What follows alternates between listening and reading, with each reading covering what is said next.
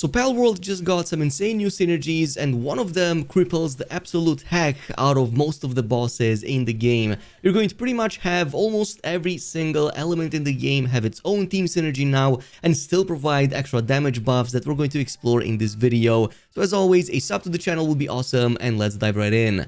First, we're going to go over a pal that you're likely going to consider for every dream team from this point on, and that's going to be Solenne, as this is going to almost replace a full team of maxed out Gobfins. If you pay attention to her partner skill called Untainted Maiden, this increases your player's attack by default by 30%, but that actually increases to plus 80% if you fully condense her to 4 stars, which literally means saving on the 4 slots you would have used for the 4 Gobfins in the old setup. However, there is a catch. You must have everybody in your team to be of a different species. But because of the new team comps and some of the passive changes, not only is that now attainable, it's actually a lot more desirable because of the really crazy passive skill interactions that we have between the old as well as the new pals. Virtually, I created a team for every single type of element, and not all of them will be useful just for damage. A lot of them have utility like CC, damage debuffs, even making it easier for you to capture the most difficult pals. So let's start with the first one, which is this fire team I created with some of the new pals and Jormuntide Ignis. You're going to notice that Renjishi, who's one of the new fire pals added in the game, its partner skill makes your attacks to inflict burn stacks on the target. And by the way, the stack number goes up with the star level of that pal. What this means is that we can now take this character and combine it with somebody like Jormuntide Ignis, who also got a really nice rework. So now both you and your whole team of pals will deal 65% more damage to any target affected by burn, unless of course we factor in resistances. This is already huge, but we can bring it a couple of steps above that as well. Like for example, introducing extra AoE via somebody like Flerical. Her partner skill will pretty much let your burn stacks now also cause a damage explosion, an extra AoE dealing equal to 48% of the player attack. In this case, at the level 2, it has, if you go 4 stars, it's likely going to get closer to 60%. Or even add somebody like Majax, which is going to do something similar. It creates pools of flame damage that deal equal to 15% of the player attack at the 4 stars that I have right here. Or you can combine both of them and have both the damage explosions and the trails of fire both dealing damage at the same time. Again, very good against any target that's very weak to fire damage. Now, if the fire was for pure damage and AoE, the next one is going to be for a lot of extra CC. And we have 2 teams. One is the Soak Freeze and the other one is the Shock Explosion. But I'm going to start with the first one, which is the Soak Freeze, and also one of my favorite. So if you take Ophidia in your party, this is one of the new pals. While in your party, she makes your attacks inflict soak damage, which we can combine, as you guessed it, with the other version of Jormuntide. The default version now increases, or pretty much gives you the same buff, increases your damage and your pal's damage by 65% on targets afflicted by soak. However, it goes, like I said, a step beyond that, because what we're going to do with this is add Elgrove Christ in the mix, who has the Father Winter's Threat partner skill. While in the party, it lets you freeze enemies afflicted with soak in just 1 strike. And here is the result, as you've probably already seen. It's back-to-back freezes even on the bosses. I mean, this one right here doesn't even get to spam its attacks because we're basically just freezing it before it has a chance to do so.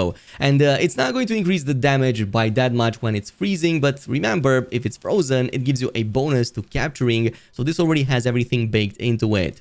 Which brings us to the third team setup, and in my opinion, one of the highest damages in the game, unless you're fighting enemies resistant to Electrify. This combination between Snog and Slowat is actually really awesome. So Snog on one hand will make your attacks to inflict Electrify on the targets, which we can then take advantage with Silhouette's Chill Switch over here. The partner skill will make it so that whenever you attack a target that's electrified, it's going to cause that target to discharge electricity up to 60% 30% equal to your player attack damage, but that's also going to apply to the primary target, not just the surrounding enemies. So the results are something like this. You have basically the damage of electricity with the CC of the soak team we just had, but also with the AoE from the fire team. So literally you can stun lock two bosses at the same time if they happen to be close to one another. And the damage, like you can see over here, is really top notch.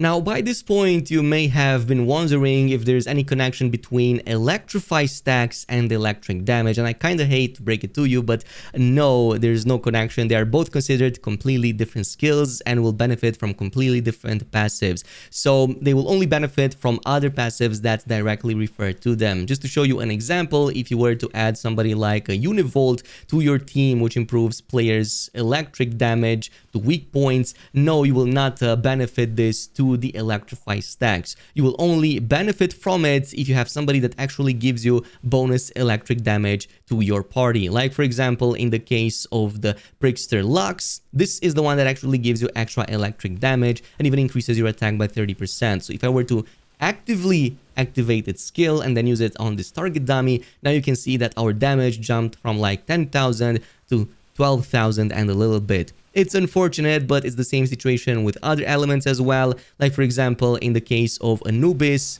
his extra ground damage will only benefit from somebody's partner skill like Tactical Terra, which increases that by 100%, but will not affect anybody that has the Muddy effect on, which has its own separate team setup you can create.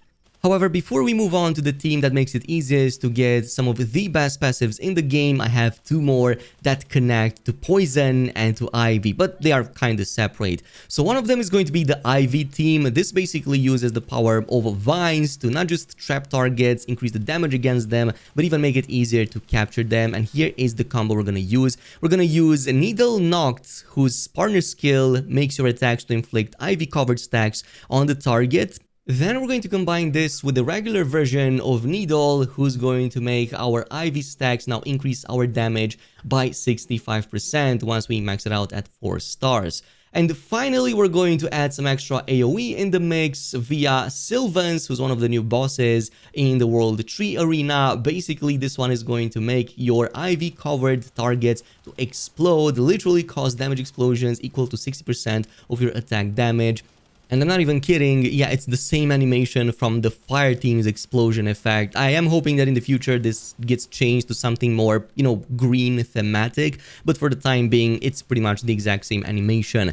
However, you can also swap one of these or even add Souffline in the mix, also one of the new pals. She's going to increase your capture rate of pals, which you afflicted with the Ivy covered stacks. So if you are having trouble with that and are a purist and don't want to change the world settings, you can go with this one and it's definitely going to help.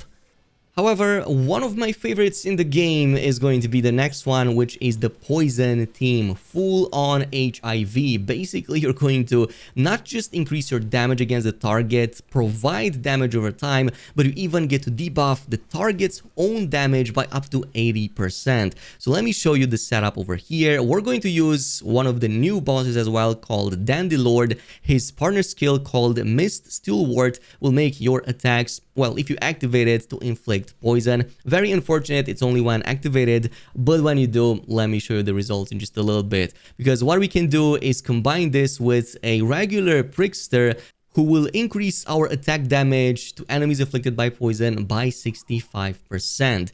And we can bring it a step above that as well if we also add this final one in the mix called Bakemi. She's going to now debuff enemies affected by poison to reduce their attack by 80%. She's maxed out, by the way, so that's going to be lower at lower stars, but it goes all the way to 80%, which can be crazy, especially if you're going with raid situations. It can be helpful. Now, there are some downsides to this build. If the target is resistant to, well, in this case, poison buildup, obviously you're not going to get the benefit of reducing its damage by 80%, so that is kind of unfortunate. However, when it does apply and the target is not resistant, you can pretty much face tank almost everything. Beyond that, the damage is not too bad either. I mean, we're looking at some pretty solid damage numbers over here, so you're kind of going with a different style of combat that kind of gives you a bit more survivability indirectly. And the last but definitely not least, the team that I am going to probably go with from this point on whenever I'm doing open world exploration is my fishing team. So this is going to make it easier to capture the toughest pals in the game, especially the Grandmaster ones in the World Tree map. They will make your head spin, that is how much they flail, and unless you're going with this one, you're likely not going to have a chance to do so. So let me show you the team comp right here and what we're going to be using. We're going to take a Walaska Ignis, which is going to make the fishing minigame a lot easier. It basically makes the capture gauge already have 17% at the start of the capture, and also its progress will be 17% faster when the bar overlaps. Then we're going to add a Gloopy in the mix. She is going to be our failsafe switch, making, the capture gauge decrease 35% slower whenever the bars are not overlapping during the fishing minigame. So if you're missing a lot and not getting there, the bar will decrease 35% slower, which is going to be extremely helpful. From here, we just have the cherries on top. We're going to add a Solmora, whose partner skill makes it so that it's easier for us to fish up talented pals. And finally, just because we can, I've added a Jellyat. This is going to just make the fishing minigame provide 95 or well up to 95% increased items. Very useful since the fishing minigame can provide some very strong bonuses.